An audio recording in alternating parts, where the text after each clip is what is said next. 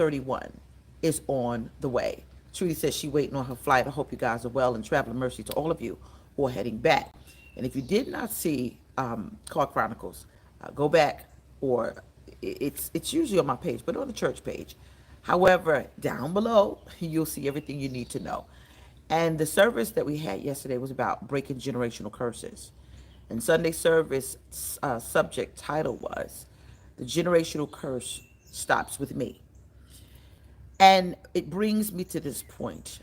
I'm sitting here and I'm reflecting on my mother as I get myself together, because my family going to be gathering this weekend for a special event, and thinking about yesterday's service.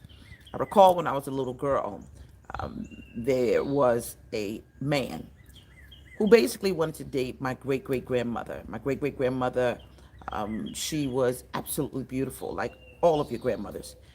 And so, Denise, what I remember hearing my family talk about was the curse that he allegedly put on the women.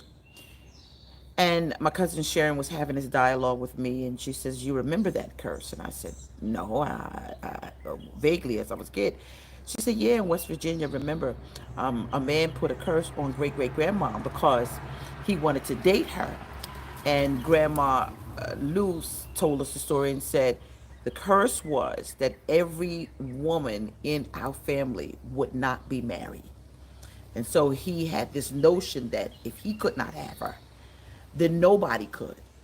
And so my mother, she worked very hard, teaching us how to be wives. In fact, she would always say that the spirit of the wife fall on my girls. And so my mother broke the generational curse. And even though her and my dad were married for 37 years, she worked very hard teaching her girls how to be wives. And so I'm saying this because she broke the generational curse. However, she suffered abuse, and she said, no matter what happens, I am never going to leave your father, until she parted ways to her death, and so did he. But she never left. And so now, having the understanding that she stayed because she made a conscious decision, not just she loved my dad, but she made a conscious decision that she was not going to let this curse work.